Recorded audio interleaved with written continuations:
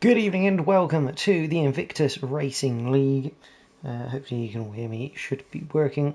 Yes, welcome to the Invictus Racing League. This is tier number 1 for round number 3 at the Austrian Grand Prix, and tonight it's a very special one. It's a sprint evening. We only get 2 of these this season because it's only 8 races, but it's good to have the first of 2 sprint evenings. And Austria, a great place for a sprint, lots of overtaking opportunity, quite short track, so we should see a lot of battles, and hopefully some very good racing all the way through. My name is JPH, and joining me in the commentary box, as always, this season is Mikey 15, 13 even, we'll try that one. Good evening, Mikey, how are you? Hi mate, yeah, not too bad. Didn't know name would change, but fair play. No, not too bad. Obviously, Spielberg this evening for our sprint qualifying, obviously, which will be a one shot, then 12 laps, and then decisive one shot again, and then, yeah, go from there. The feature race of 35 laps, I believe it is. Yeah, something like For that, I believe, aggressive. yeah. Good evening to Keza ARL, Yella, and Dax. Welcome all to this stream. And yeah, one shot qualifying around here is very interesting because you can see a large variety of how the grid may shape up because of the way the track limits is. It's very, very easy to invalidate your lap around here on a single lap. So are we going to see potentially a slower time for pole position than you'd normally expect because everyone's trying to get that valid lap in? I'd say potentially, but then it's the thing, you can sort of put a brief run together for the first one. Obviously, then the sprint race, you'll get some more um, sort of ideas of what you could do. Obviously, what lines you might be able to take during the sprint race, and then obviously going towards the one shot quali for the main feature race, you could change stuff up. So it's an interesting one to say the least. Yeah, see, 10 corners. It should be very close qualifying. We've experienced that in the past around the Red Bull Ring because of how short the circuit is. So, anyone wanting to guess pole position, they could be my guess because I don't think I'd want to be putting any money down on who's going to take this pole position.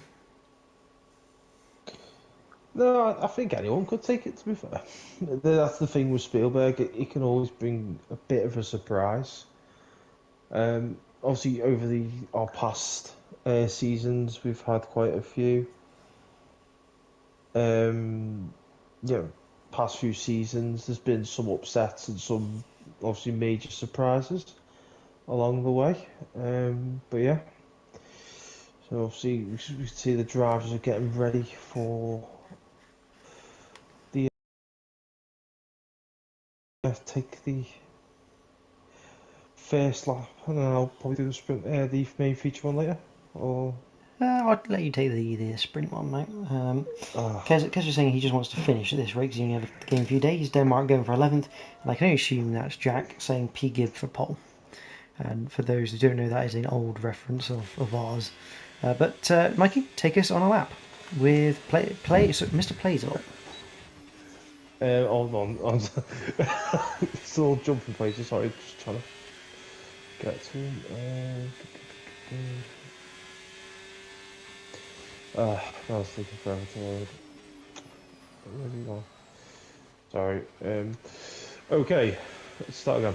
So we've come out of turn 3 onto the DRS zone, bombing it down the hill, put it all into 8th, full throttle, 50-metre board, start braking, go into 3rd, get the car turned in, throw it out to the left, not as much, but then you want to bring it back over to the right, get as much as you can over, throw it back into the apex, keep it to the right as much as you can, and then throw it in at last minute, obviously 4th or 3rd, then obviously blend it back over to the left, hold it on the left hand side, go to say the 50-metre board, tap the brake, throw it in, and obviously down to last corner, into 3rd, 4th, depending on how you feel, and then DRS zone and over the line.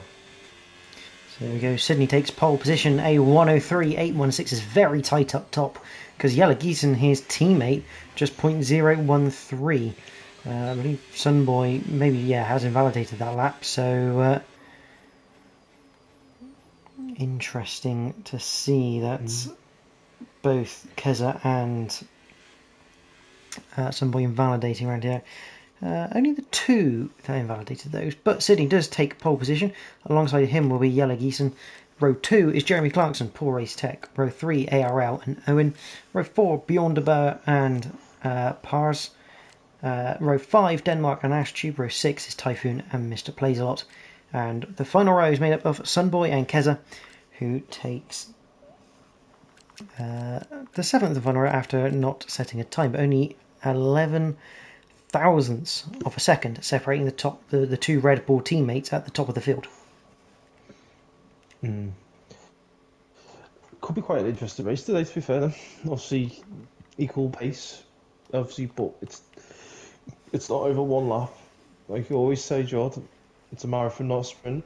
So, well, this one is a sprint. That's the problem. Well, no, but as a whole race, though, long day. But no.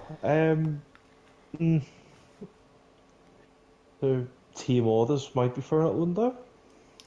Let's hope not. Let's hope they're free to race, as they say. Because saying it is so easy to invalidate round here, and Dax a Typhoon supporter. But yeah, it's very easy to invalidate round here, which is why we say I think penalties could be quite a prominent feature tonight. Let's have a quick look though at the standings. Drivers' way, Sydney does lead the way going into tonight. He's got 34 points out of a possible 36. It's a great start to the campaign with the steps. Unfortunately, not here tonight, 6 points behind. Poor Racetech has 20 points with Bjorn de Boer on 19. ARL has 16, Sunboy 11, Jeremy Clarkson 10, Ashtube 8, Owen and Denmark tied on 7 for 9th and 10th. In terms of constructors, Red Bull do lead the way, but by 5 in that one. McLaren have 27, Aston Martin 24, tied with Racing Bulls. So that's your top 5 in the standings. So, what do you reckon our tyre prediction's going to be? Obviously, from the looks of it, obviously it's going to stay dry, I'd imagine. Yes, the weather does look pretty stable for the sprint race. So, probably best just to stick on the mediums for the 12 laps. But then it's whether the drivers have picked for obviously that allocation of tyre. So,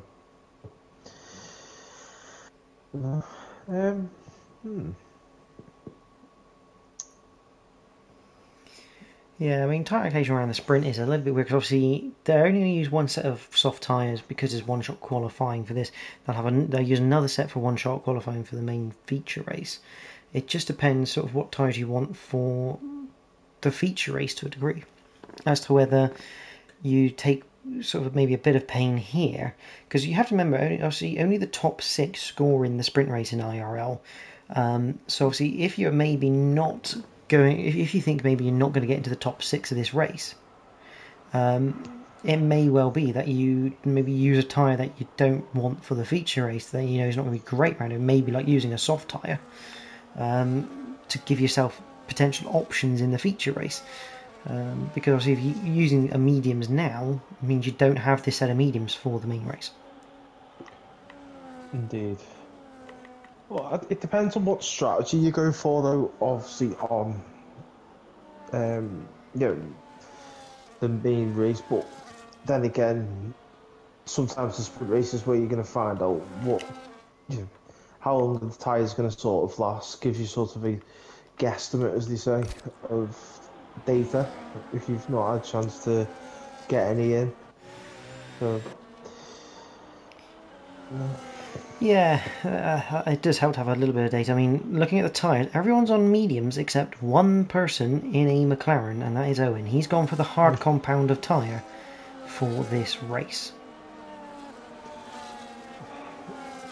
it wouldn't be Owen otherwise, would it? Let's be honest. Well, he's also having to get back into position in the line because he's very far down that order compared to his 6th place starting grid.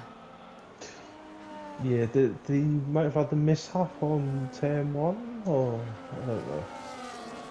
I'd seen the McLaren, to be fair, at the he's back in line now, but he was a little bit further back just a minute ago, coming through that middle sector. So I wonder if he maybe spun it, trying to get the tyres up to temperature. But Sydney comes up to the start line, and I will just say it's just the start line because obviously the finish line a little bit further back on the grid, as all the drivers now line up. Because the finish line is literally where Keza is pulling off to as we speak. And there is. Keza's gone over the finish line. Oh. Sunboy and Mr. Plays a bit have not that, but yeah. So here we go then. Sprint race, the first one of the season. It's not uncommon anymore in IRL to have these races, but they still produce action, and we have the 5 red lights. We are racing here in Spielberg, and the question is, who's got the best go? That Williams of Jeremy Clarkson gets a brilliant launch. He's going to go between the 2 Red Bulls, down the inside of Sydney, into turn 1. The Williams leads from 3rd. That's a fantastic start for Jeremy Clarkson. Sydney in yellow, cool napping off the line. And it's going to be ARL, who is looking to the outside of Paul Racetech, coming up towards turn number 3. In fact, he goes down the inside and is almost looking down the inside. Paul Racetech down the inside of Yellow Geeson almost. Doesn't quite make it work, but they come out of 3, down towards turn 4. I remember this is Schlossgold is the name for this one. Round the outside goes Paul Racetech. Is he going to keep it there? Yes, he is, but he's not going to keep that place. Beyond the Boa. Beyond the Boa, looking on the inside of Owen, pass it on Ashtube. Through the middle sector we go. Through 7 into 8. And everyone, it's nice. We've got a nice clean getaway here so far. As they come up towards turn number 9. And they look like Pass just having a little look towards Owen. But he's too far back. Meanwhile, the 2 Ferraris of Typhoon and Sunboy having a little bit of a scrap on their own. We've already got a couple of drivers getting corner cut warnings for running wide. It's not what we want to do this early on in a 12-lap race. But Ashtube Denmark on the back of Pars, but Owen on the back of Bjorn, and it looks like he's going to maybe look to make a move to the outside, down towards turn 3. It's a little bit on the tight side. Just about room given by both. Good driving from the pair as the 2 Ferrari swap places. Owen can't quite find that gap to get past the Aston Martin. Once again, looks to the outside. We'll look for a switchback. Don't think he's quite going to get it, but those hard tyres may come to him near the end of this race. And I'm going to hand over to Mikey so I can actually have a breather. Definitely. I was about to say, obviously, in regards to those tyres that you were saying, obviously the game predicts, but lap 6, they might get people to start coming in.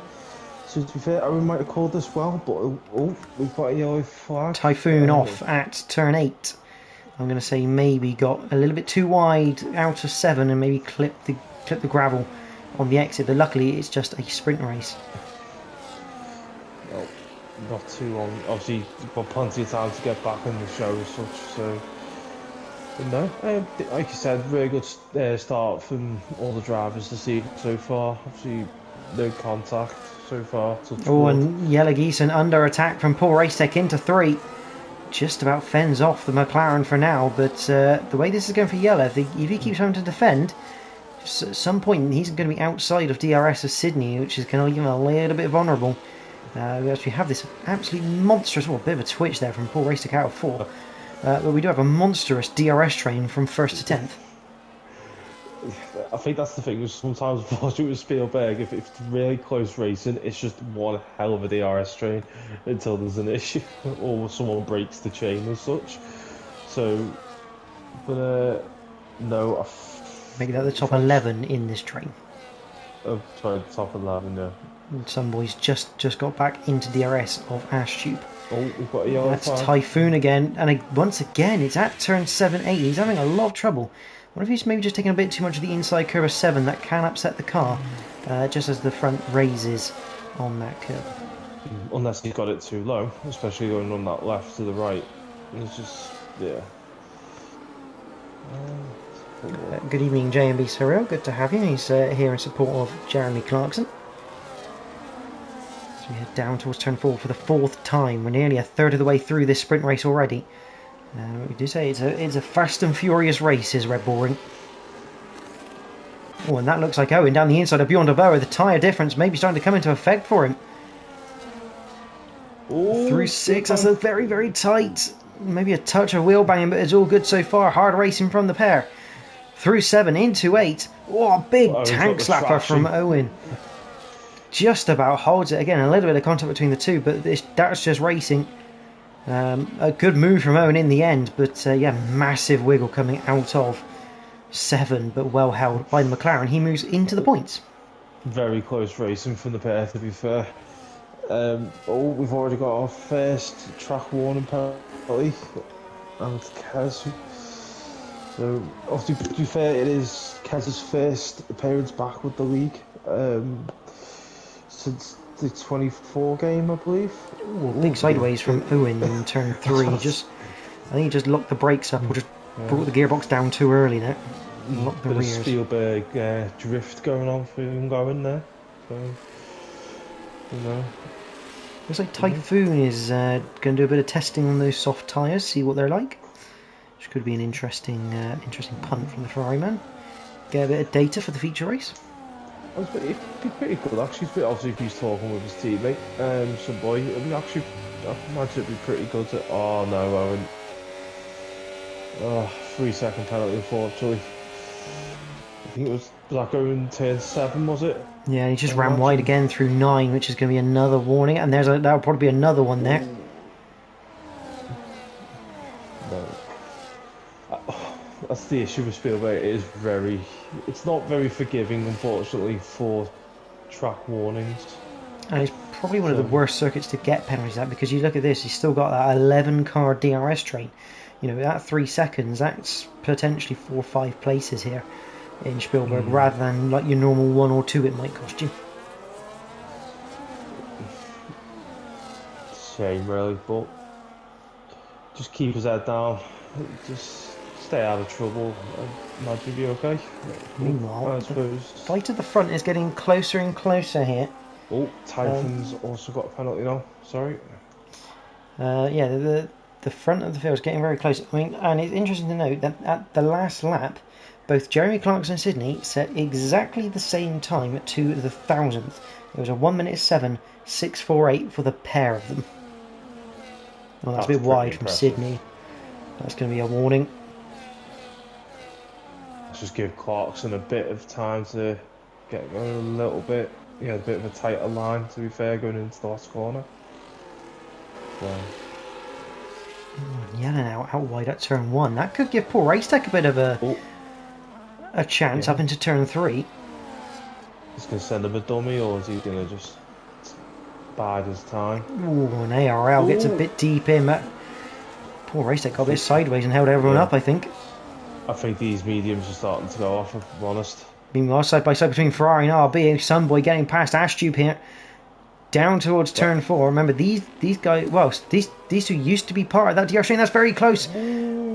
Just about enough racing room given from the Ferrari. It's good driving from the pair, and Ashtube now looking to get back past.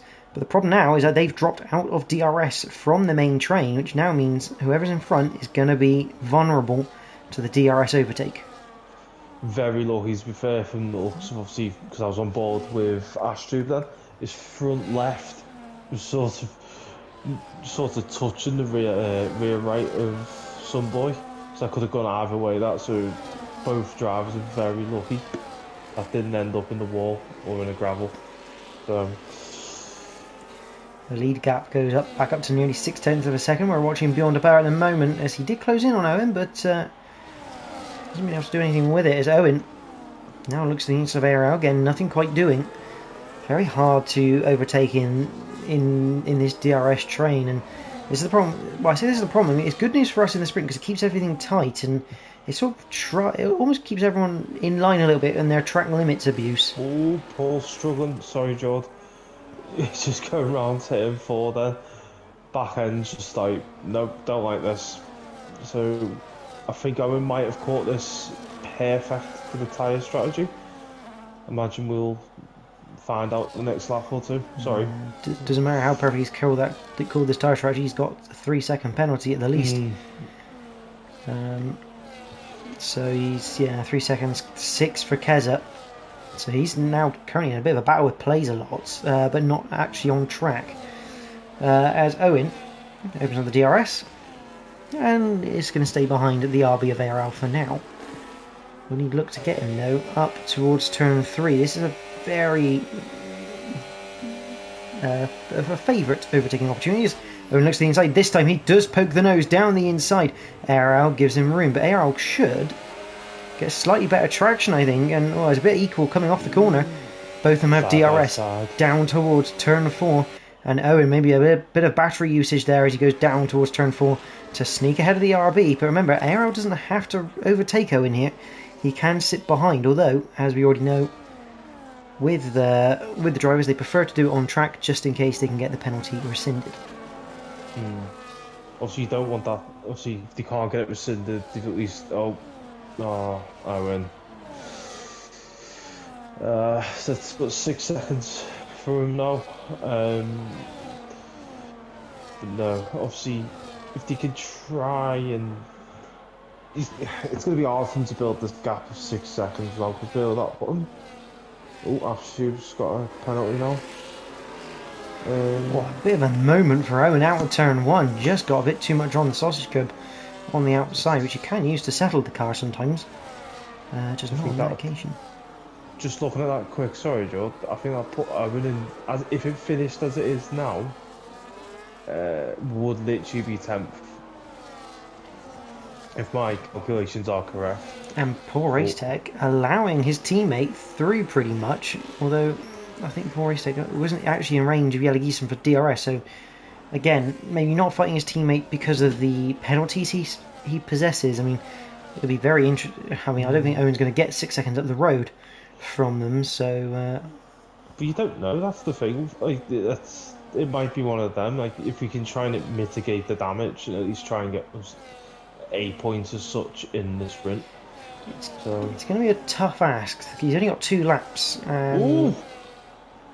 Bit of a slide into the last corner from Paul there. She's got ARL just tucked in behind him. She was going to be careful when coming out of turn 1 now. It's just with his traction. He is sliding everywhere. Paul is very much struggling with the tyre wear here at the moment. Those rear tyres seem shot. And here comes ARL. He's going to be more than happy to take away 5th place, which at the moment will become 4th. Bjorn just trying to sneak in there as well.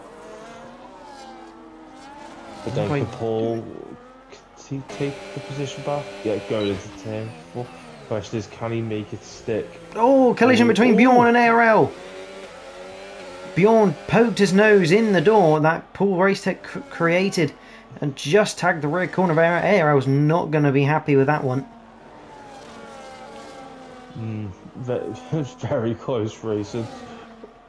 But what this is doing is helping Owen massively, and it's nearly 3 seconds between Owen and Paul Racetech. And Bjorn, down the inside, makes the move stick on Paul Racetech. Paul is not in good shape with those tyres. I mean, remember, Pars has got a penalty as well, so... But Owen's just also got an extra penalty. Just done to hold them back is... Jeremy Clarkson under attack from Sydney into turn 3. There's collision. Round goes Jeremy Clarkson. Sydney in the wall. The championship leader is in the wall at turn 3. Owen's up to 2nd, obviously, with his penalties at the moment. But this is a huge thing for Paul Racetech now. He needs to stay in these points. This is good points to take back out of the championship leader. Paul currently 3rd in the championship. He needs every point he gets. That's a bit wide from the McLaren of Owen. Yella, though. He's picked up the pieces as he comes round the final couple of corners. This is the final lap of the sprint race. 6 points is going to be his. Jelle Giesen wins the sprint race in Austria. A fantastic drive. IRL, sorry, the penultimate corner. Just took the inside of Paul. Owen Owen finished second on the road, but it's going to be Beyond a Boa second, ARL third, completing the sprint podium. Paul Racetech finishes fourth, Denmark fifth. Sunboy gets a point after everything that happened to him. Starting near the back of this pack, that's a great effort from the Ferrari. Pars seventh, Owen drops to eighth, outside the points. Jeremy Clarkson with no front wing in ninth, Ashtube 10th. Sydney with no front wing finishes 11th. Keza is going to be 12th. Has he got enough of a gap to Mr. Plays-A-Lot? That's the big question. Plays-A-Lot's done quite well actually to keep up with Keza. Plays-A-Lot picks up 12th. So a good drive from him. Meanwhile, Typhoon, he's a bit of a mare of a sprint race really, but it's a good learning curve for him coming through this adversity as he lights the tyres up across the line just to really finish them off. What a way to obviously end the sprint race.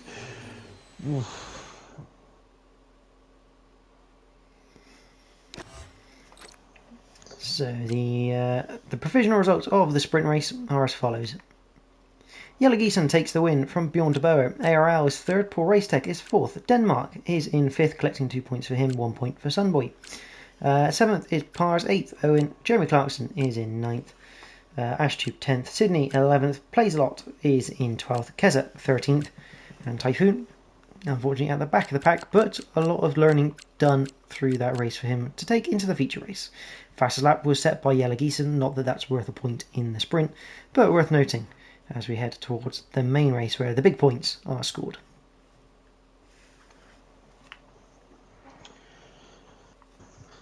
No, obviously that'll be a good set of points for Yellow, to be fair. Obviously his first, I think it's actually the first set of points this season. Do correct me if I'm wrong there, Jordan. Say again, sorry. First set of points this season for Yellow? No, Yellow's finishing the points before. Yeah, last week has been.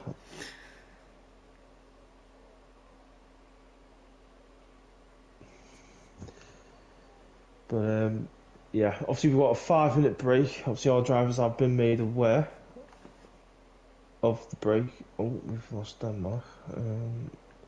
Just trying. Yellow Geeson has also left the session. Beyond the Bower, are we having a mass disconnect on our hands? Oh god. Oh, okay. Right. Yeah, unfortunately we're gonna have to restart the lobby from the looks of it. It's been a bit of a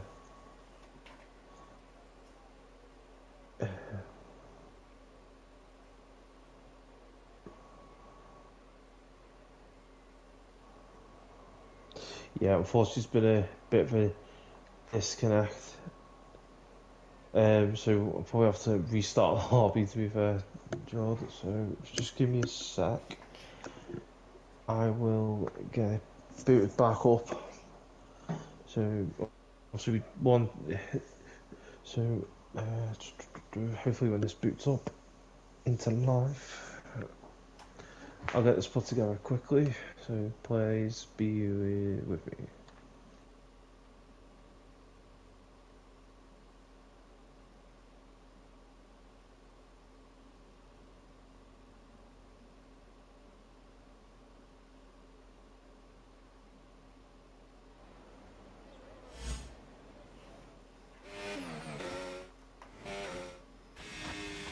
You see, I think everyone obviously coming out of the session.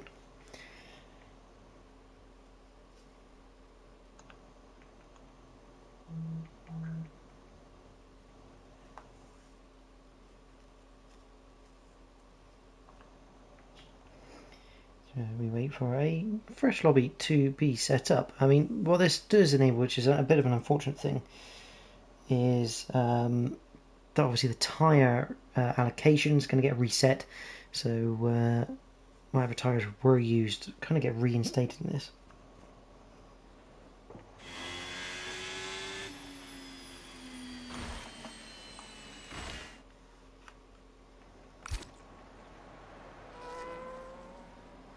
But it looks like Plays-A-Lot is having a bit of a lap. Maybe no, he's now left the session. It's all a little bit weird, but we'll chuck some cars in the background whilst we wait for the new lobby to be set up.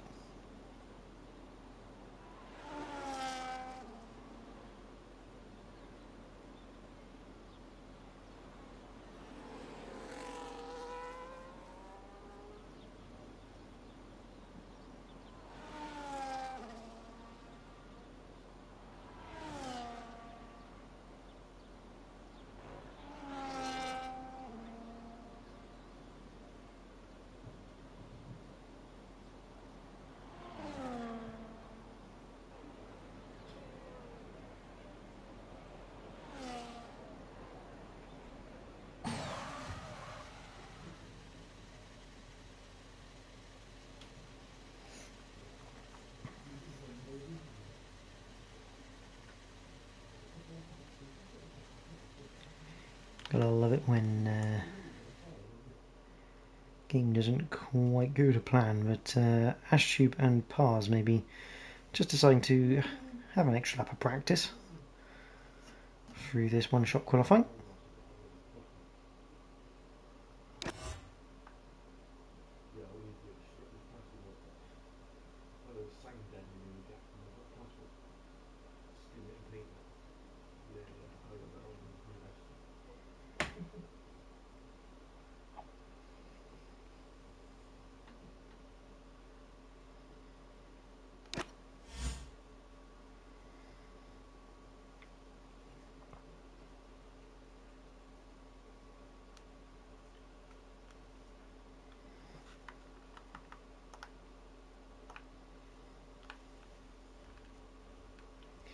I mean, the nice thing about this, Mikey, is the 5-minute break has technically already happened, so once everyone's in, we can pretty much go straight away. Yeah, it's a good shot, to be fair, mate. It's going to take me about 5 minutes to find everyone again. So,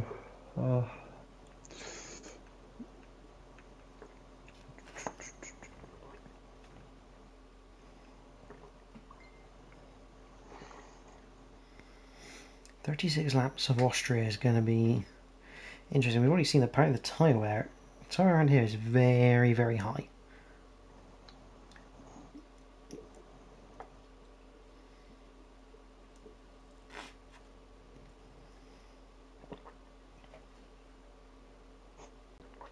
trying to think, are we, who are we missing? I feel like we're missing someone, but I don't know who.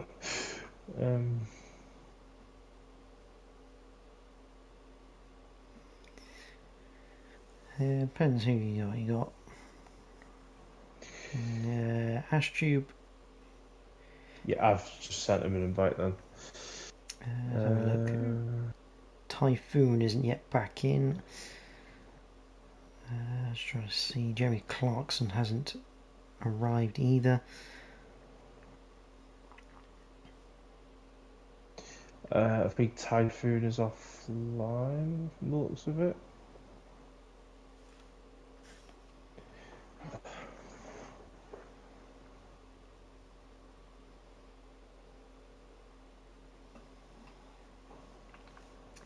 I think Pars has also got to have a invite as well. So let's see if I've got anyone to help out with this, but probably not.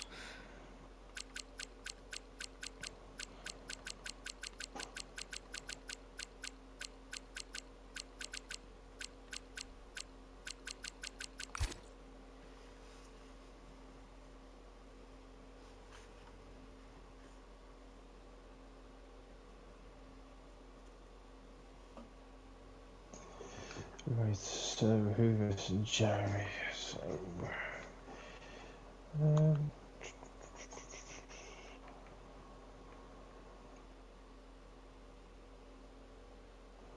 so who is it? Just Jeremy and who else was it? Typhoon. Just.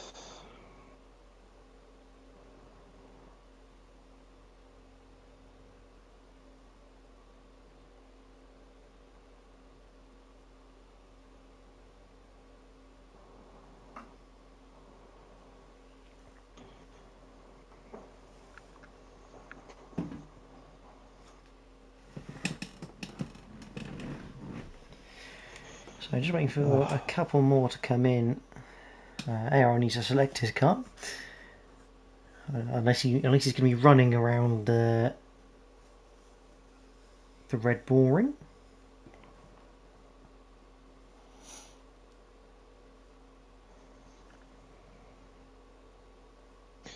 Yeah. Got to love a good EA desync, haven't you, from time to time?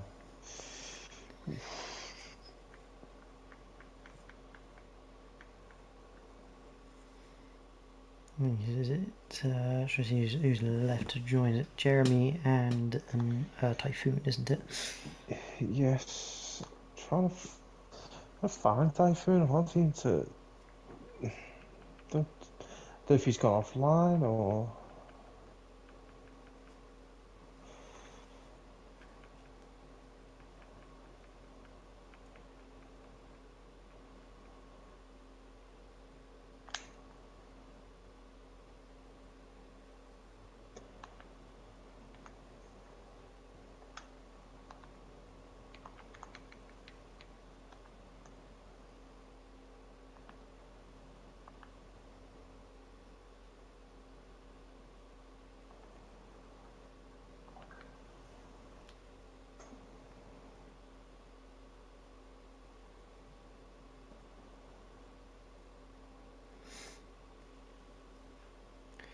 So just a slight delay as we await the final couple of drivers to come back into the lobby.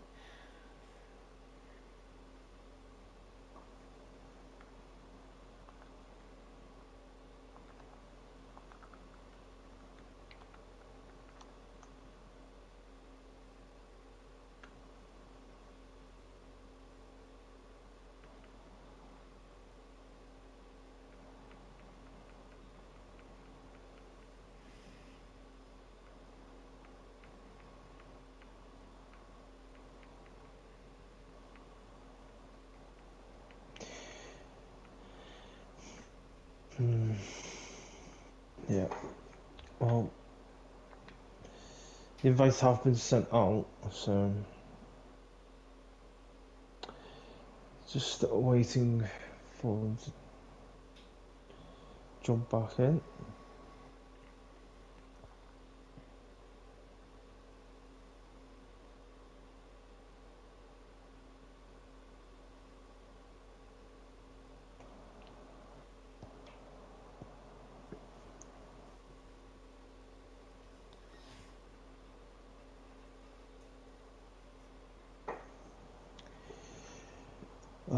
But at least we got the sprint race out of the way. That's the. Sprint race is done. Obviously, there will be a cut-off. At least EA Sports can't play the game.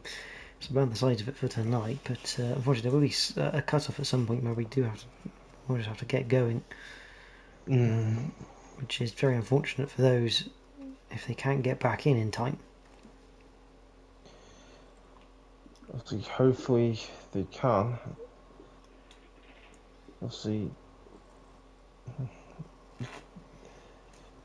both drivers have been sent the requests, so there's not much we can do as a whole, our end as such. So I mean, it could be those drivers are now obviously getting maybe just restarting their PCs, their consoles, whatever they play on.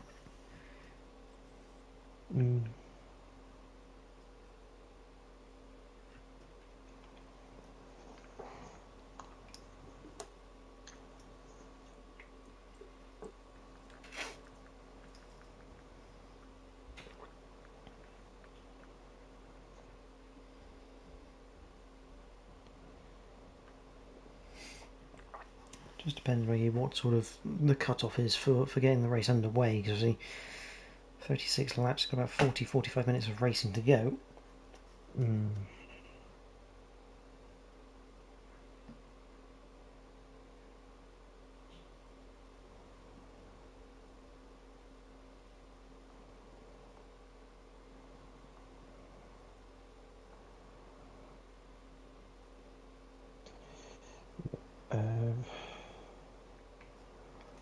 obviously not ideal, but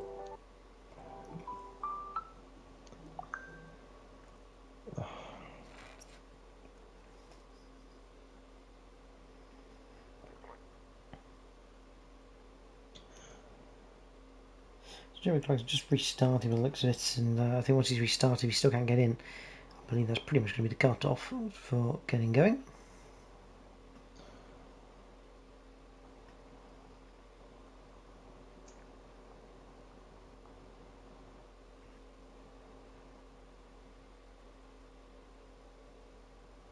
So if 5 minutes is reasonable, don't you? To be fair. Obviously, we'll give 5 minutes. Unfortunately, if you can't get back in.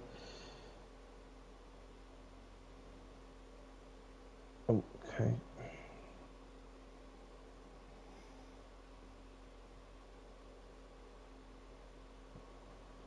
So Jeremy Dillon, looks like Typhoon is not going to be coming for the feature, so we can pretty much get going straight away. Right. Obviously, it's a shame to do that. 13 in for the feature race.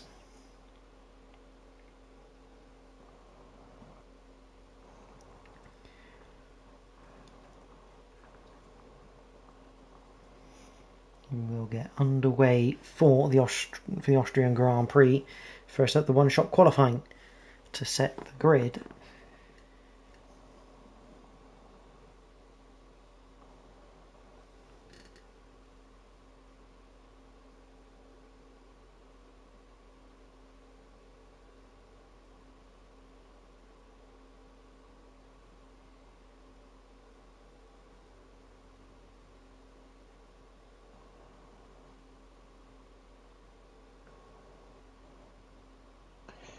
No, our driver's been made aware. No,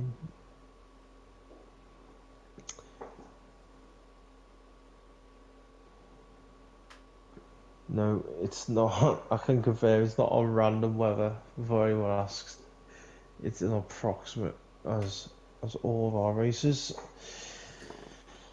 So We load in for the qualifying. It is a dry qualifying. Hopefully, it'll be plain sailing from here. right, we're gonna go at 10 to 9 UK again, and obviously, yeah, pick your tyres and make your decision on what you're gonna do. So.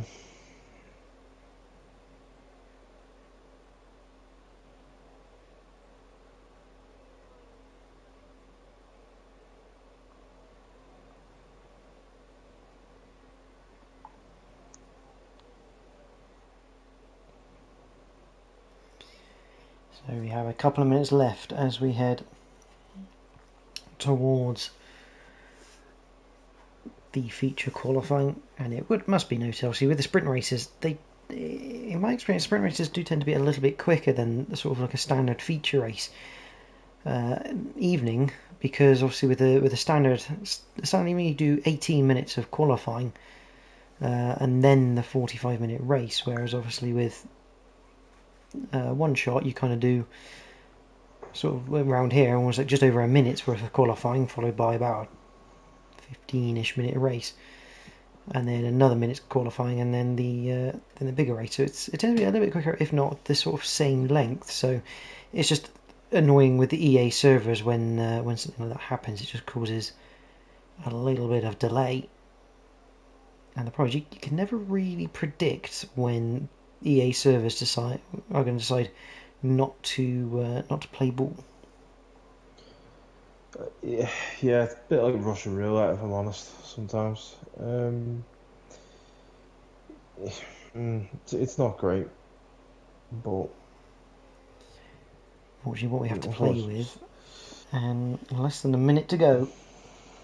Thank you for everyone who is staying with us on the stream. As I say, apologies for the delay, but unfortunately we cannot control when EA decides you can't play the game. I'm going to head very shortly into one-shot qualifying, probably about 30 seconds time. Apparently Bjorn's wheel is not working. That's not ideal, which means he could be starting from the back of the grid whilst he maybe disconnects and reconnects it during this qualifying session. I won't recognise.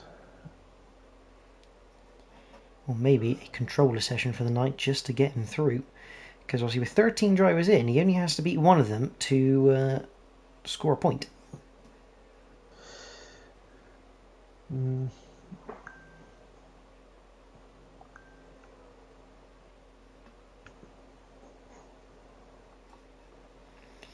17 seconds before we get into qualifying.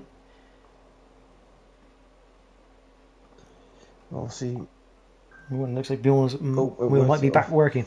So the Aston Martin team have managed just in the nick of time to maybe change that wheel and get it working for their driver. But here we go then. We're going to go on board with Owen for this one as we head up towards turn number 1, the Lauda curve, recently renamed in memory of the legend of F1, Niki Lauda. Nicely done though by Owen. Up towards turn 3. And you kind of like straight line this. Turn 2 is like this left-hander, and then hit the brakes at 100 metres, get it all the way down to second to rotate the car. Short shift up to third as you come out of it to gain the traction all the way down as you open the DRS for the second time in this lap.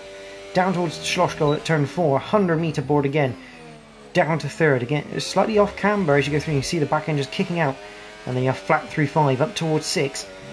Hit the brakes. Very, very late into 6 as you can carry momentum all the way around it. Don't go too wide. Into 7, drop a cog as to get the front to bite, and then back up the gears as you head through 8, down towards turn 9, over the crest. Very important thing to note coming up for the feature race there. Turn 9, launch it through 9, and then launch it through 10. It's a bit wide from Owen. It's an invalidation from Owen. It's a big shame. Sydney takes pole with a 103.6.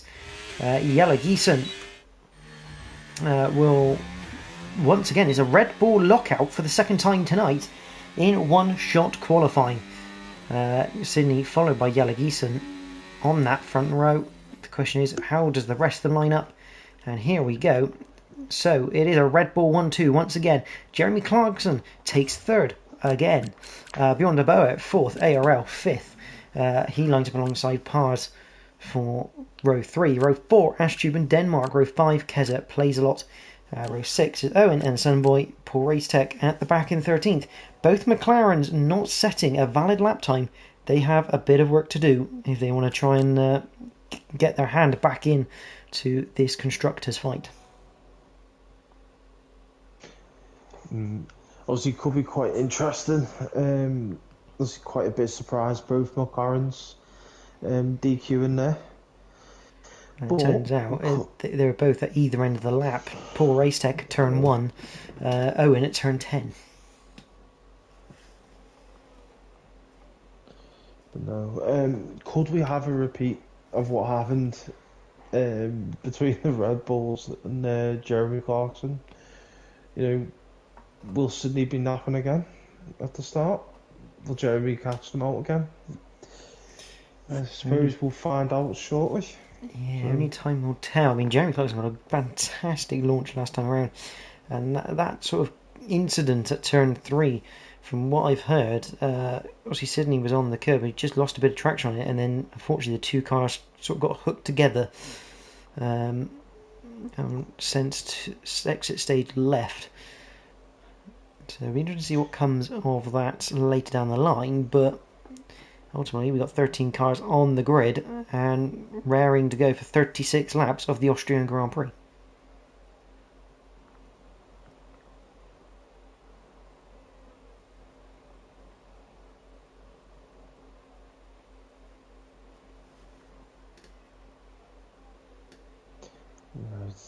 Just give them a minute just to obviously just make sure everything's complete, all ready to go. I guess some really good racing involved soon. Yeah, it won't be too long. Actually, a couple of minutes just to allow their strategies to be selected. Very possible for a two-stop here. I don't see anyone really making a one-stop work around it, but then I'm not quite sure what the tyre wear is like on the hard tyres. So that this race was advised in the 6th. That's what classes a short race. So The tyre wear will be the same in the sprint as it is. in theory, the tyre wear for the sprint should be the same as the main feature because it's just 50% of 50% of the feature rate, 50% of the sprint race that they would normally run around here, which is still a third race distance of the feature.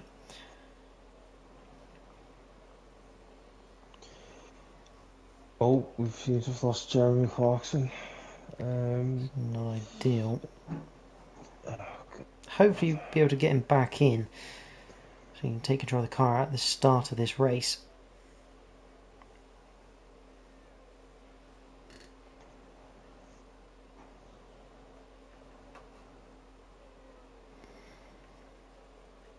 Surprisingly, no one has readied up here, even after the instruction.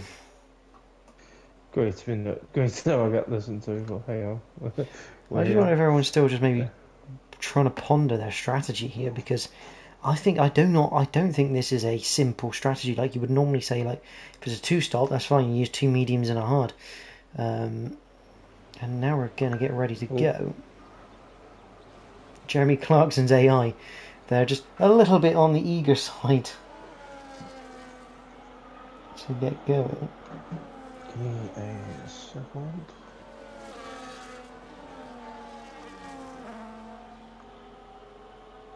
Obviously, I can't do everything because they've not added me, so I can't get them.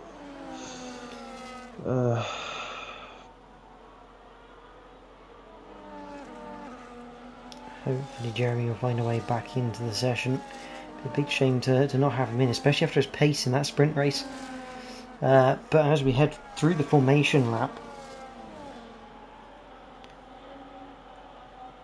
let's have a look. Tyre-wise, we've got a nice split of tyres here. Out of the 13 runners, we have 5 on the hard compound tyre, which is beyond about Keza, Plays a Lot, Sunboy, and Poor Racetech. The remaining 8 all on the medium tyre, that's Sydney, Yellow, ARL, Pars, Austria, Denmark, and Owen. For anyone still wondering, if you weren't here last week, Denmark is from Sweden, just to make matters very confusing for you. Nice bit of humour from Northern Europe. So. Into the final couple of corners though come the 2 Red Bulls. They've built a bit of a gap on this formation lap compared to the bot of Jeremy Clark bot. I'm going to call him until he gets his car back. And there is Jeremy Clarkson, he has rejoined. Hopefully he'll be able to get into his car very shortly as everyone comes up to line up on this grid. No. Obviously, for the last time this evening, take it away, Jordan. Just want to wait for Poor Racetech as he now comes into his grid slot. Green flag waves, and for the second time tonight we have the 5 red lights, and we are racing for the Austrian Grand Prix. The question is, who's going to get the best getaway? It looks like Jeremy Clarkson's car decided not to move. Bit of contact there, I think. I'm not sure what happened at the back. But not sure what's happened, but Jeremy Clarkson's car has not moved off the line. That's not ideal. ARL moves up into 3rd place. Beyond the barrel, we've got a yellow flag. That's for Jeremy Clarkson. Poor Racetech looks like he's going to go past Keza. Owen's got past as well. As we head further up, we've got Jeremy Clarkson being retired from the session, unfortunately. Beyond Pars and Ashtube side by side through 3.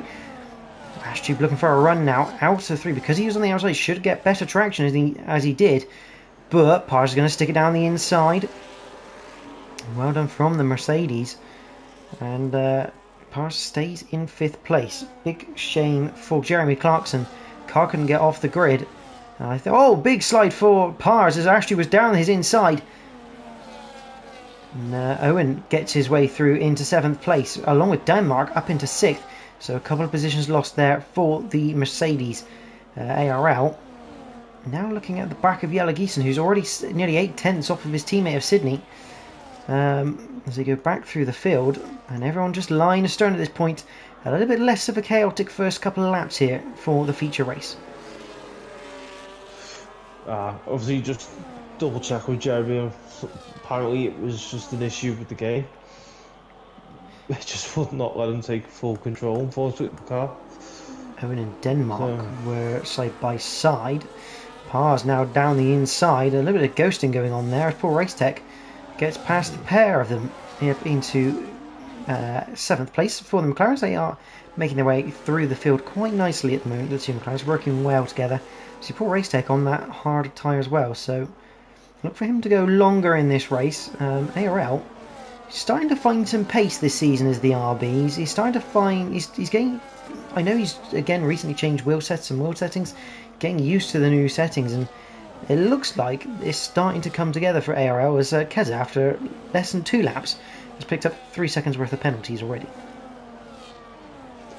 Yeah, obviously quite a bit of a transformation, to be fair, for ARL, like you said.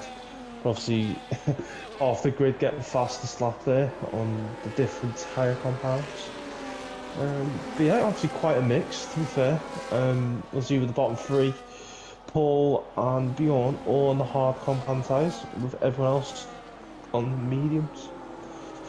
So yeah, there's quite a few hard tyres. Denmark and Pars were going side by side. Denmark in 8th, Pars in 9th. Keza's right on him. But for the lead... I was just made.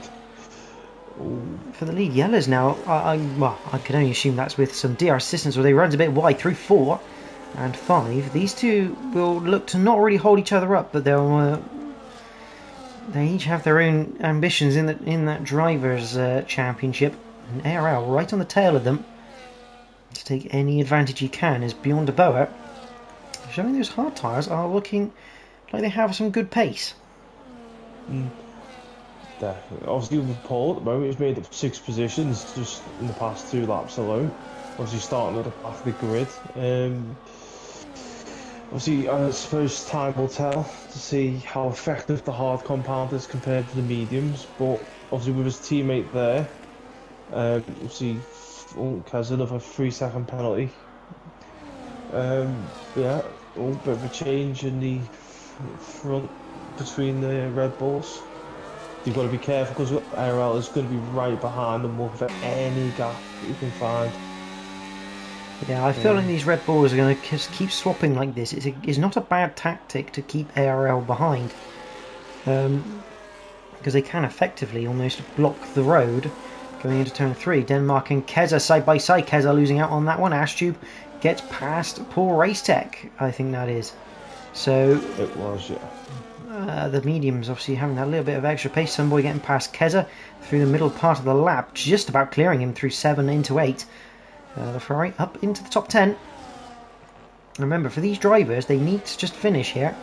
Finishing this race guarantees them points. Obviously, it's a shame for Jeremy Clarkson, but at the same time, for every drive, if they just... Obviously, for people who have been trying to get points, have unfortunately not been, lucky enough to get them. Would you just crack on with it and see what you get, or would you try and push? The thing is, if you try and push, an incident might happen, or especially with a track like Spielberg as well. It's quite crowded. I think the basic premise is everyone's a racing driver and no one's happy unless they're winning. So as Owen... I love the inside here. Down the inside of Beyond a Boa through turn 4. 5 they go. Beyond's going to be on the inside for 6.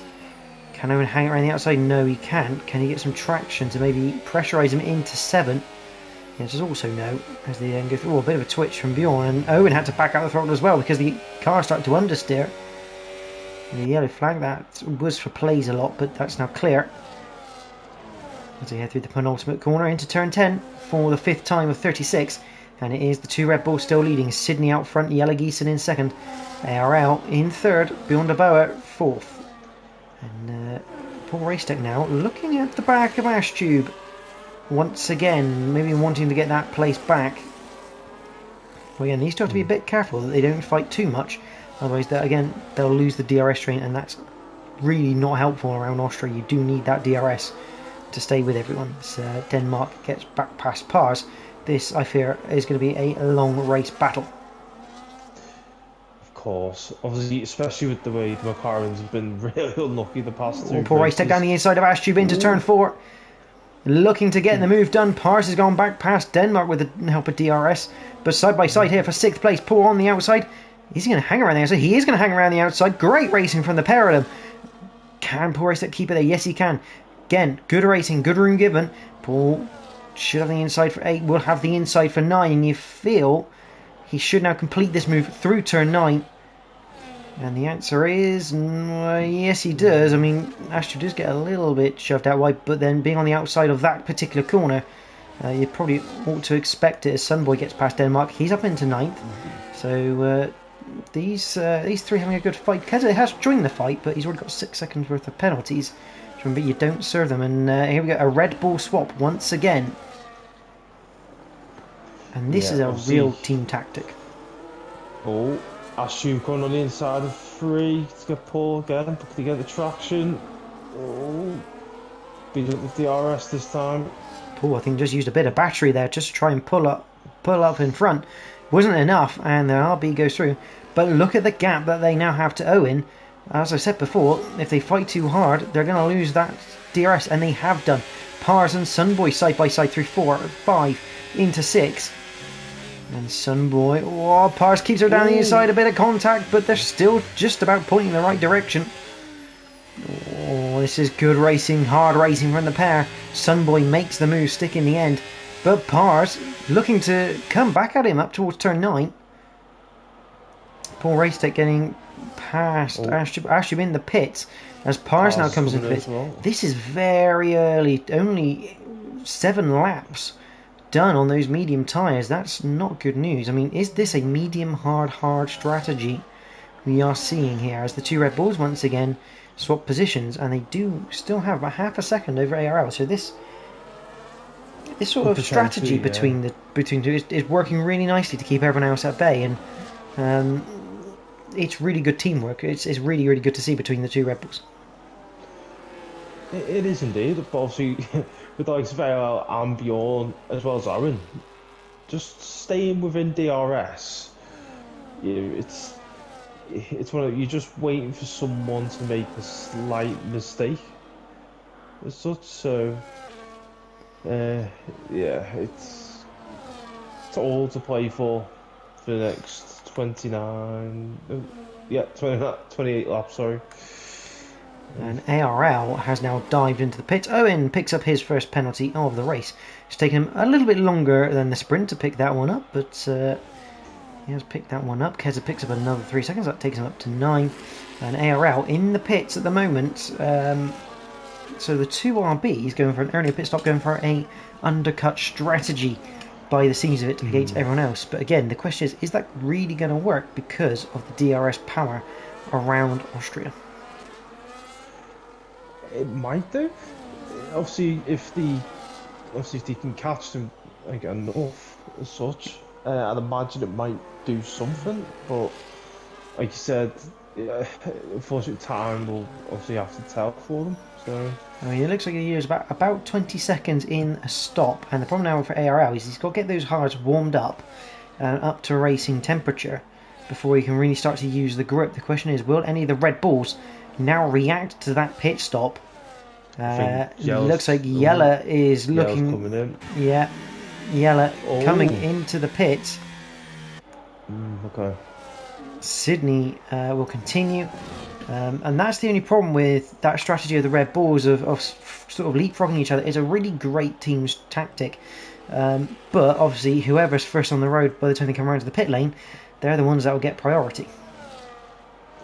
And obviously Yella's now just coming through on the fresh hard compound.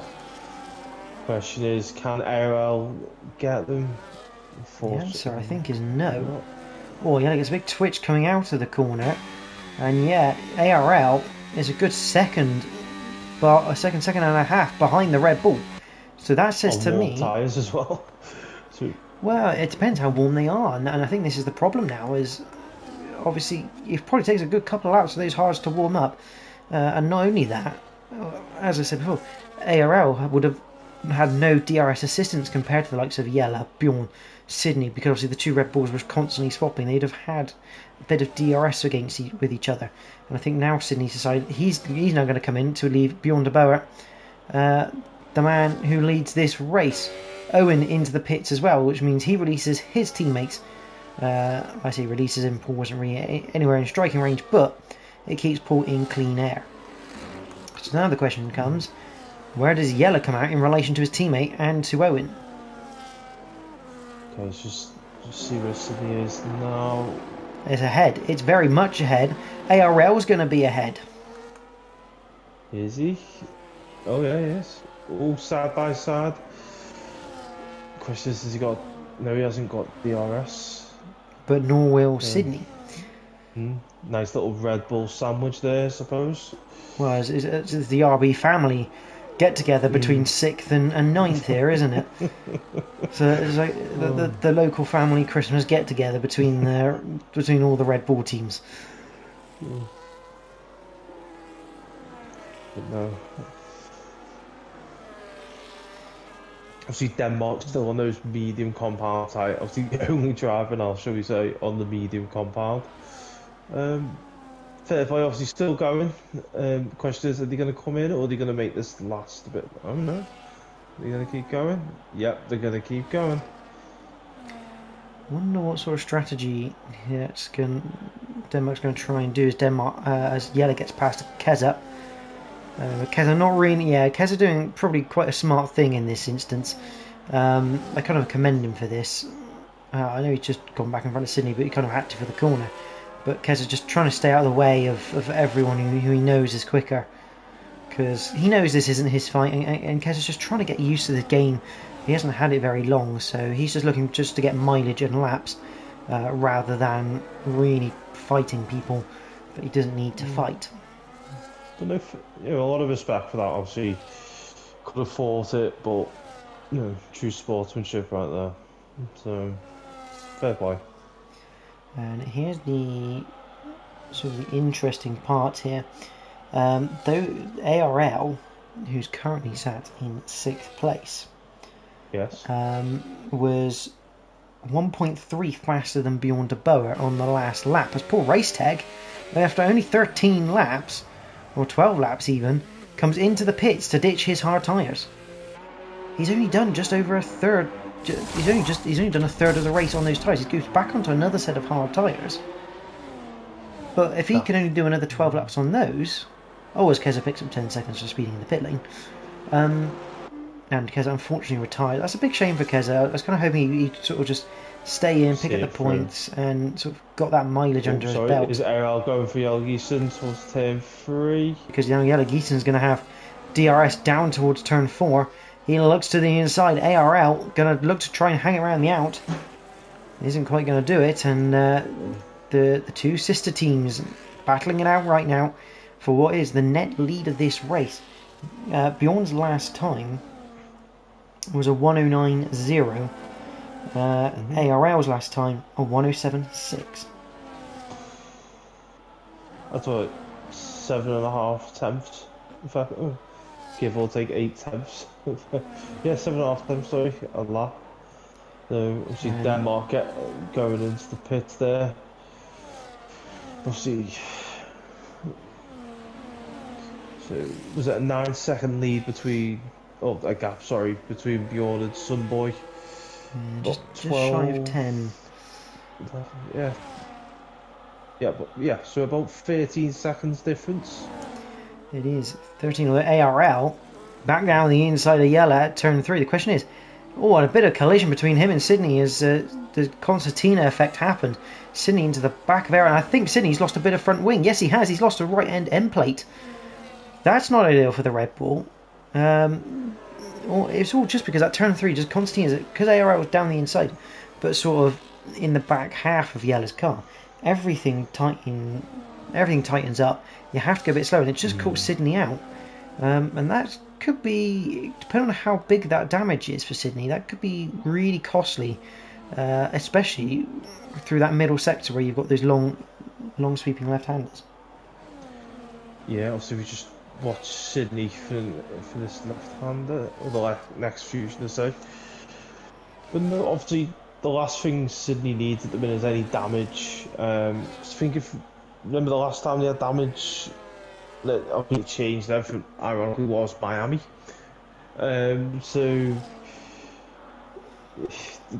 obviously they have come back. Obviously, been lucky with no damage as of yet. And Sydney down the inside of not only ARL, but ended up down the inside of his teammate. ARL gets the switch back. There's a beautiful little move from ARL. What a move. Sends him the dummy. Hope you take it. And yeah, thank you very much. No dummy taking on that one. That was just purely because Sydney went down the inside of ARL. And I think he got it all wrong with the braking point, locked up the fronts, and ended up going down the inside of Yellow. Yellow probably had a bit of a shock when his teammate was suddenly alongside him into turn 3. And it just pushed the pair of them wide, opening the door for ARL to get that switch back. It was good racecraft from ARL. That was obviously possible lack of communication from the balls there. Well, I don't think it's not even a communication. I think Sydney just got it wrong on the brakes. That was literally all that was it. And I think maybe a bit of communication between the two if they are communicating. Of maybe Sydney going, don't turn in because I've missed my braking point. So not ideal. And I think Sydney maybe just letting Yellow back through because he knows that wouldn't have been the way he wanted to take that position off his teammate. But now Owen, looking around the outside of Sydney. He's got the room and he's got the move alongside, well and truly. And here we go, Red Bull teammate trying to help give this toe as well as that DRS. Going down the inside, Sydney around the out. Whoa, Sydney got on the curb and lit it up, and that's just going to allow Owen to get through. Owen looking very racy tonight around Austria, although he almost goes into the back of Yellow. Has to take a little bit of avoiding action. It's going to allow Sydney to have a little look into 7, but Sydney thinks better of it before going through that sweeping left-hander. And he's bringing Astute back into the picture. Yeah, I was about to say, just this little bit of fighting from the pair is giving, obviously, ARL's teammate just that chance to try and be like a rear gunner, to try and mop up any spare points he can get. As we've nearly about to approach the halfway mark of the Austrian Grand Prix this evening. So. Yeah, I do wonder if now Bjorn de Boer, who I think is very fast becoming one of the tyre whisperers of Tier 1 along with Sydney, whoa, that was a lock up from Owen as Owen goes down the inside and he's going to make the move stick. That's not the first time Yellow's going to be surprised at a car down the inside, but Owen sent one down there and it was all clean. Whoa, and a bit of contact into turn 4 as Yellow returns the favour. Sydney's going to come through now as well. So Sydney gets past Owen. Obviously, very lucky it wasn't any worse. Oh no. Can he get back on the road? Ooh. That was very close for Owen, is well held in the end, but no, I can see some front wing damage for Owen as well, possibly as a consequence of what happened, and he's coming into the pits now on only 6 lap old tyres. I wonder is that wing too badly damaged for him to not have to pit and change it. It'd be a big shame if it is. But I suppose it's better safe than sorry with half the distance. They're not changing the wing. Mediums go onto Owen's car. Has that been a mistake though? That's the thing. Or was there a puncture? It could have been, but then, like I said, with the wing. Obviously, Sydney is an ARL, sorry to interrupt Mikey, ARL blasting past Sunboy with the DRS down towards turn 4. He is slowly closing in on Bjorn, but if Bjorn is on a one-stop potentially, because he's now gone halfway through this race on that set of hard tyres, once he crosses the line, now if he can make those hard tyres last just that little bit longer, maybe sort of lap 24 area, so get down to sprint race territory aim, he could, I mean, if he's doing that, he is technically the outright leader of this race. And I think Jelle Giesen coming into the pit lane for his second stop. Question is, what is Jelle going to go on to? He's only done 9 laps on those tyres as well. I mean, I don't know what's going on, but it's almost like the hards aren't holding up either. Are we going to see some 3-stop action here tonight? Potentially. I'd imagine. I just feel like those hard tyres, they should be doing a lot more laps than that, unless Jelle's just come in to get out of the traffic and maybe get some clean air on them. Nice little skid out of the pit lane there for Jelle. So he gets past Sunboy as poor Race Tech gets past Astute. Remember, Paul Race Tech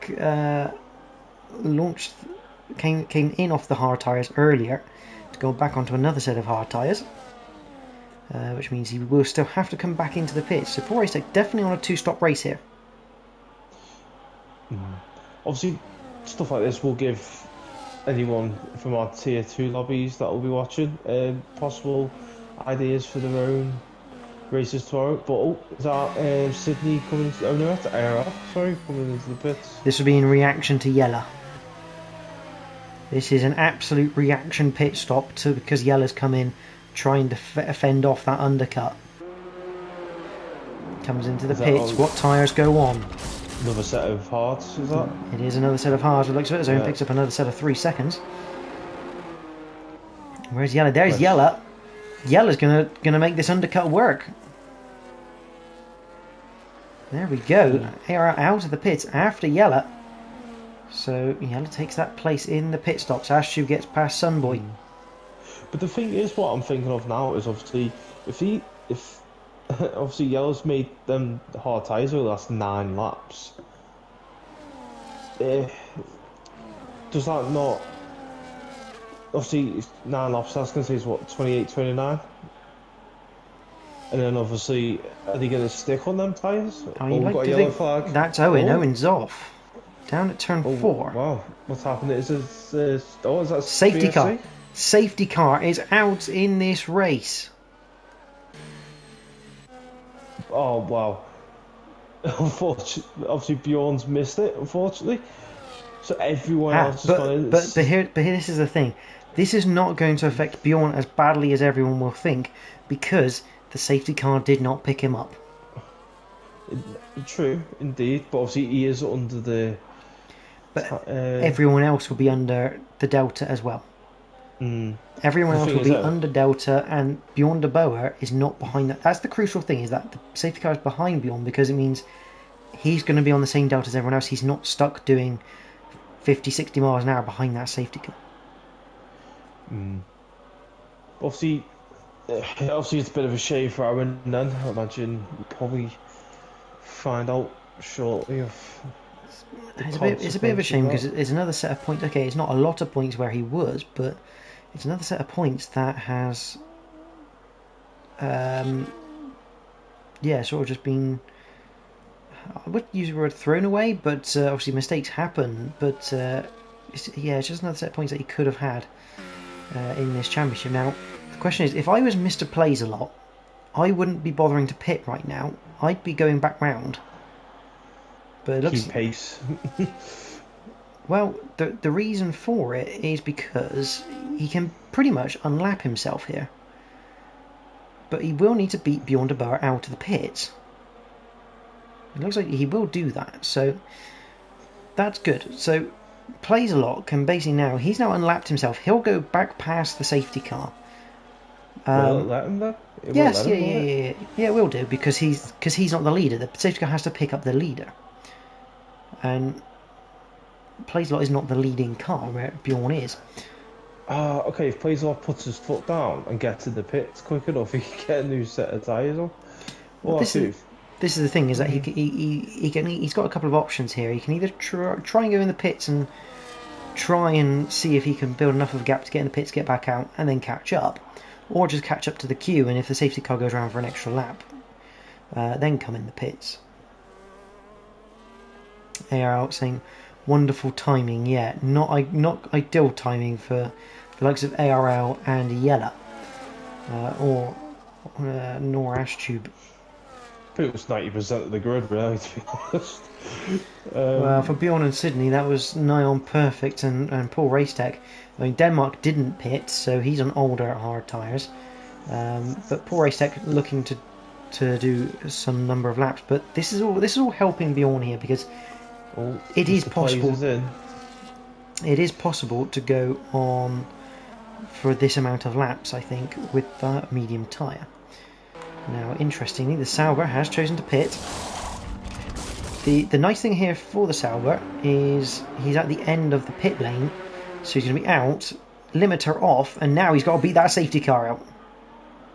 Or at least beat Bjorn out. He's got to beat Bjorn out. He has. Yeah, and he's done it. That's good news. But now he's got to get his foot down and get onto the back of this pack.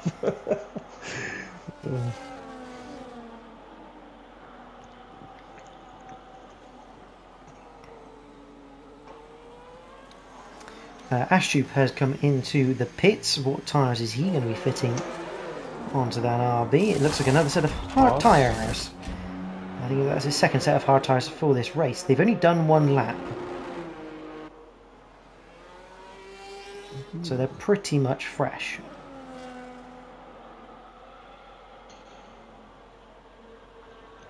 No.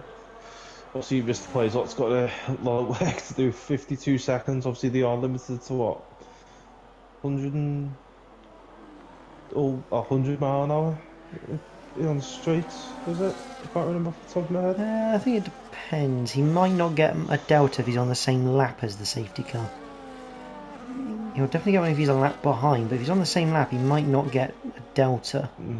No, I'm just talking about the speed of the safety car. Sorry, I should have started off with that. So I think it varies, doesn't it, for each obviously track. So obviously a 35-second difference now. Denmark asking what happened. Owen into the wall at turn 4 has brought out the safety car. I imagine Owen might have wanted to see a snitcher. So a local delicacy in Austria, for those who don't know. A bit of local knowledge from Mikey there in Austria. I can confirm I've tasted it, and to be fair, it's not too bad. But we are under safety car still at the moment. Mr. Plays a lot. I don't know how many laps he's going to get up to the back. I think this is what potentially the third lap now safety car we're going to have. Looks like they've dropped 2.5 seconds a little bit. But imagine that might change dramatically, especially when the safety car instruction for it going in is given. Oh, and there we go. Safety car, and the problem is, I think Plays a lot might now start getting a bit of a delta or a slowdown from the game. But hopefully he could, if he times it right, he could get to the last couple of corners with some very hot tyres and with still a bit of pace and a lot of pace coming through them. Whereas Bjorn de Boer, he's not going to be so keen to go early, I don't think. No, I'd imagine you want to go as late as possible around here. We're on board. Yeah. Let's see when he goes. Plays a lot, just going through 5. Everyone cruising. If you stay on Bjorn. Through the penultimate corner. Down to the final corner. Bjorn still hasn't gone. Through the final corner he goes. Still hasn't gone. Everyone bunched up. When does he go? Now he goes. Does Bjorn de Boer on the main straight? It's not the greatest of restarts in terms of gap, but we do have a bit of shuffling as Jellegisen gets past Denmark. And Paul Racetech will be looking to get past that Alpine as quick as he can. Placelot's done a good job there. He's only 10 seconds behind, but unfortunately not quite with the pack. Although if we start getting some battling, you just never know, as it looks like Denmark almost went down the inside of Jellegisen. Jellegisen getting all out of shape. Pars and Ashtube. Ashtube obviously coming back in for the bit of power bang with some boys, between person in, but yeah, obviously racing balls trying to get back up to racing speed, as you say. Obviously Paul's trying to wheel bang there from Paul in Denmark, but it's all good from the looks of it.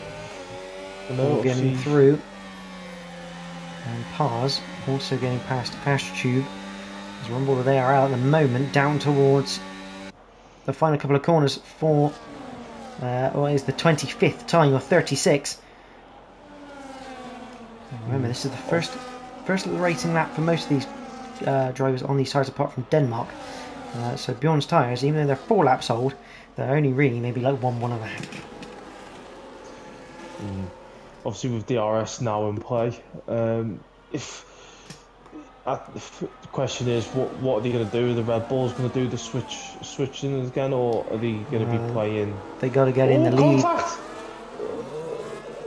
Paul Racetech has been turned around at turn 3. Not I sure think it was what Denmark. happened. I'll just double check. I feel like ARL has dropped. ARL's got damage on the front wing. I wonder if he got involved. Not quite sure.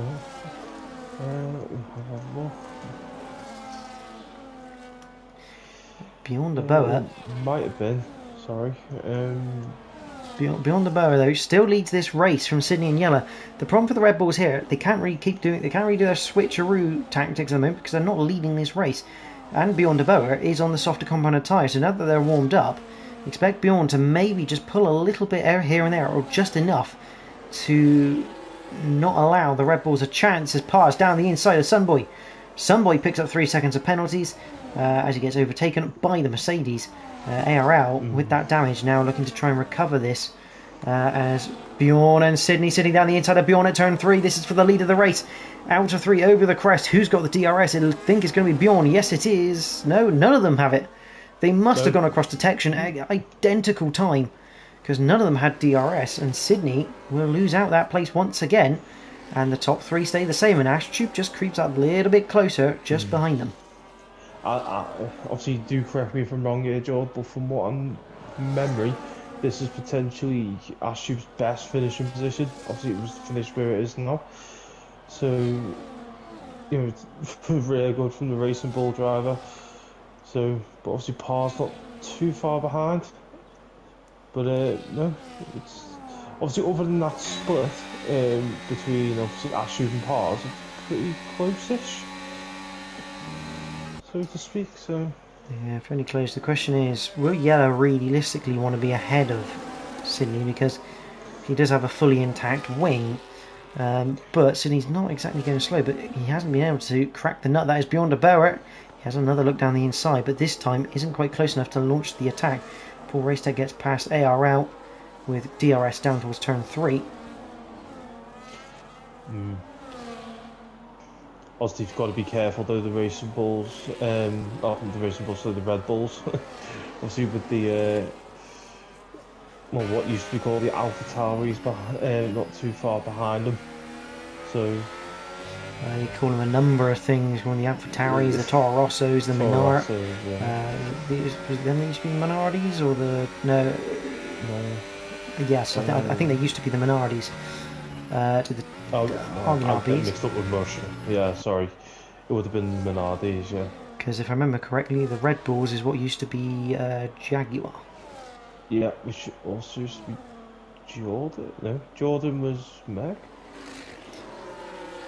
Not quite sure. That was Aston Martin. Sorry. Yes, so that was Aston Martin, because they became like Spiker, Midland, and all sorts. Force India. Meanwhile, history lesson over. Sydney looking to the outside of Beyond a Bower, looking to get better traction on the exit. Gets a little bit on the curve. That's not going to help him, but he will have DRS, and because he's alongside with a bit of battery use, although Beyond a Bower picked up DRS, so Sydney was ahead of Bjorn going into turn 3, and Bjorn managed to keep hold of that place because of DRS. This is why I like the DRS zones around Austria, because there's a little bit of tactics to come with it, but you've got to be careful because you can't deliberately do it. Obviously, it's great in some instances, but then it's always, if something goes wrong earlier on the previous lap, for example, obviously going onto the sort of the back straight as such, obviously after turn 1, it can leave you compromised if you've not got enough pace into it. So through the Lauda curve for the 30th time in this race, we have 7 to go, and Beyond the Bower is fending up for his life right now for that first place.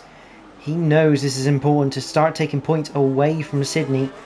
Remember, this is only an 8-race championship this season.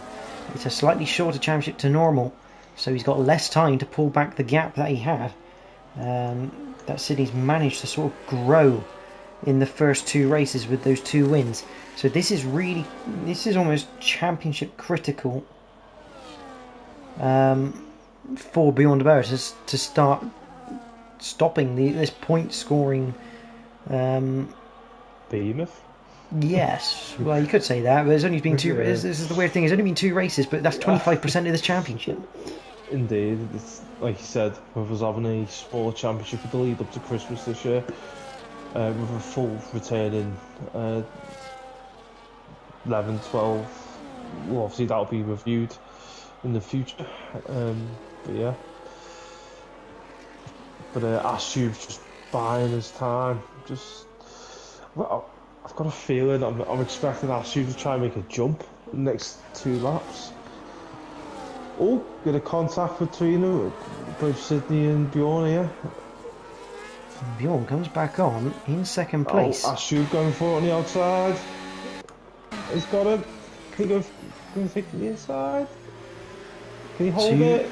2 by 2 they go. Oh, and Yella really holds Bjorn out to the edge of the circuit. Alan, yes, I did wonder that. Whether the game would give Bjorn a penalty for effectively gaining an advantage off the circuit. A bit of contact between Sydney and Astrube as we're on board with Astrube through 7 and 8. Astrube will collect that place.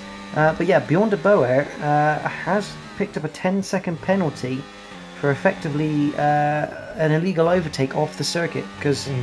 But he may well argue that one in the stewards if he got pushed off. We shall find out. But down the inside goes Bjorn into turn 1. Yella letting him through, and he's going to pick up DRS, I think. Yeah, I think, yeah. No, there's no DRS. So Astube's got the DRS on Yella, but obviously he's got Sydney right behind him. So, Sydney's got damage on both end plates now. So that's really going to start affecting Sydney's pace, especially through these long corners. Oh no, sorry, just on the right hand one. Apologies. But no, like I said, it's going to make that big difference in performance. Just a reminder, Beyond the Boer is 15 points behind Sydney. Paul Racetech 14 points behind. Obviously, Paul Racetech having that spin at turn 3 has really not helped his race, but he is catching up to people here, and he has actually got a penalty, I've just realised, as well as Paul. So that's not going to be helpful, but those ahead of him also have penalties. So top 5 still very much a potential here for Paul Racetech, and Sunboy has managed to get within DRS here. Has he managed to pick up through that particular detection point? And the answer is no. But he is now close. Lead is fighting very, very hard, this leading group. So it's going to start closing these drivers back up again. Massively. Obviously, Bjorn on those 11 lap old mediums. What was it? We said 1 lap, 1.5. There's 3 options. So what? 8 lap old mediums, if you want to be realistic for racing speed. Yeah, which kind of means that in reality they're only really doing a sprint distance, so they shouldn't be as bad as they could become the end of this race, but they're still not going to be very pretty. Yeah. Obviously, I'm not too sure. It depends what the Red Bull guys are going to be like.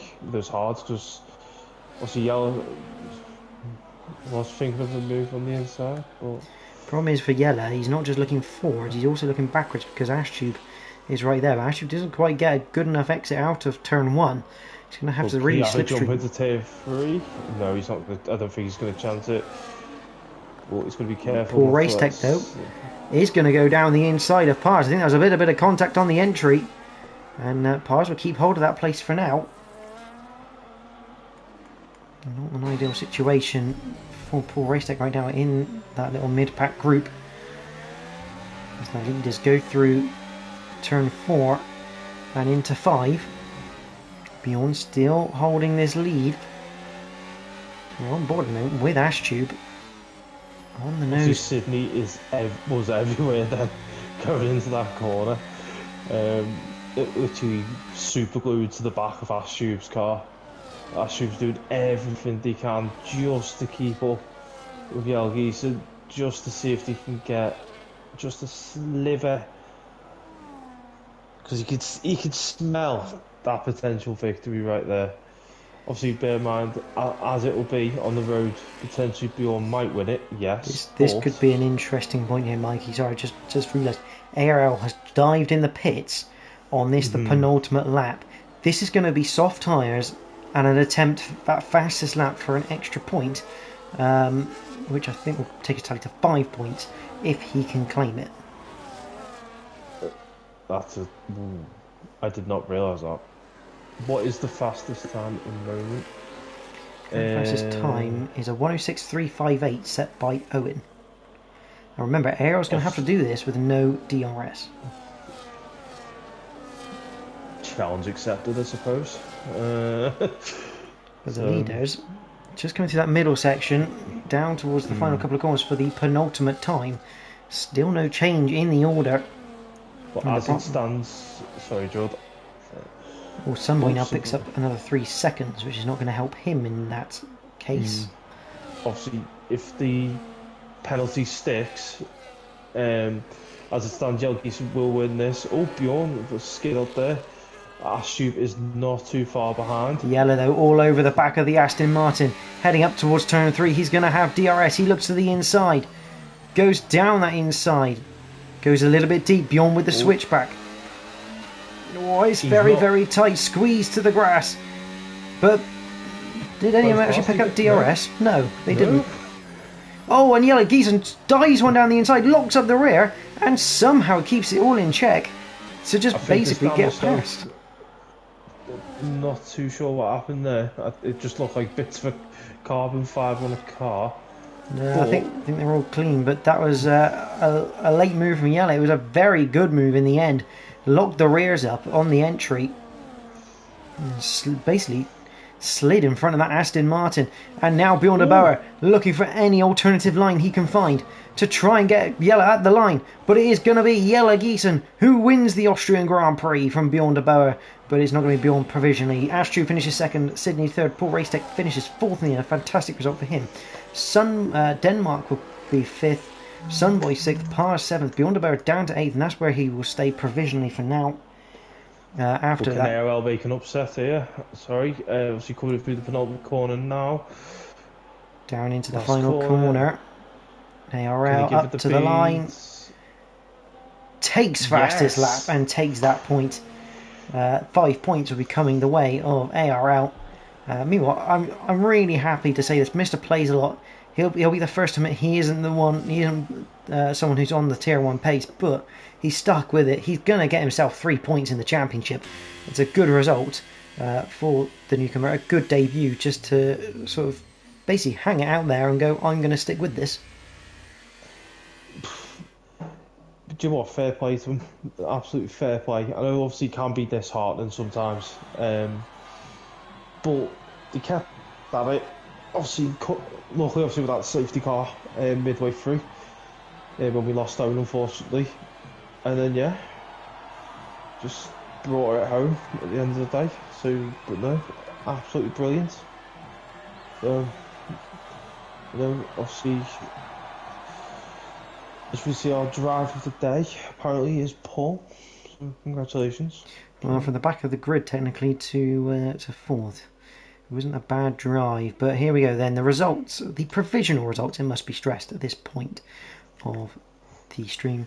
Yellow Giesen takes the win from Astrup. Sydney third, Paul Racetech fourth, Denmark fifth, Sunboy sixth, Pars seventh, Bjorn de Bauer in eighth, ARL ninth, Mr. Blazelock the last finisher in 10th, Owen Kezet didn't finish the race unfortunately, and Jeremy Clarkson didn't even get off the line, which was a very big shame.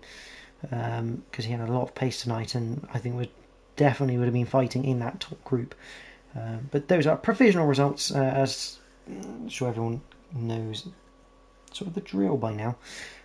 Results go provisional because pending any stewards' investigations.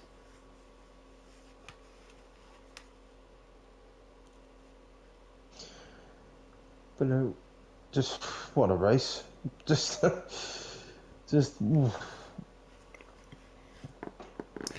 And that's good for Bjorn. He's going to take a few points out of Sydney if I'm almost certain that Bjorn is going to throw in to get that penalty rescinded.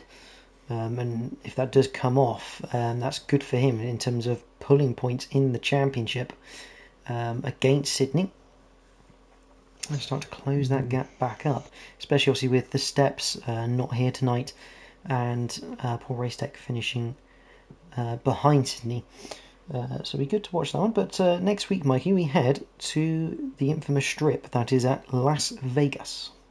Yeah, Viva Las Vegas, my friend. Obviously, that'll be a standard short quali, obviously 18 minutes. And then, yeah, under the bright lights of the Sunset Strip, as they say. Or darkness, should I say, sorry. Well, it is bright lights because it yeah. is lit up.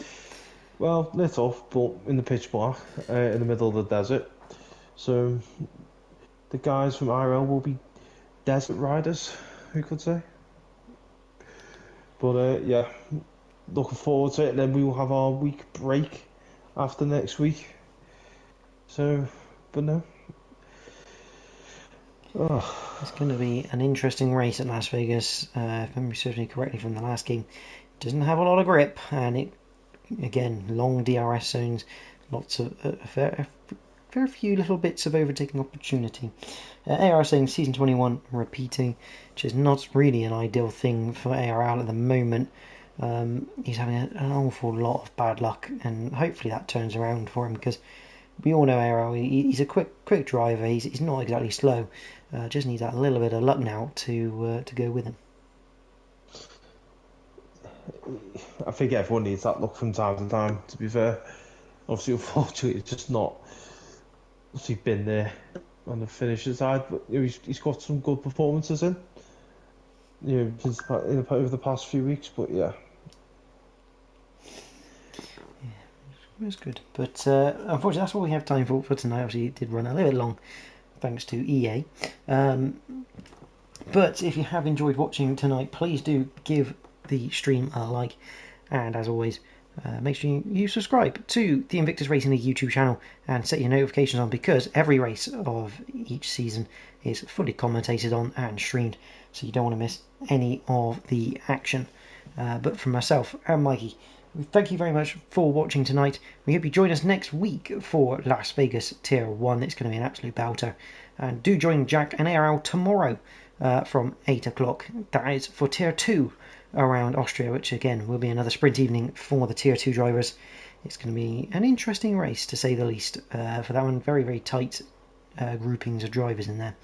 But for myself and Mikey, thank you for watching. Good night.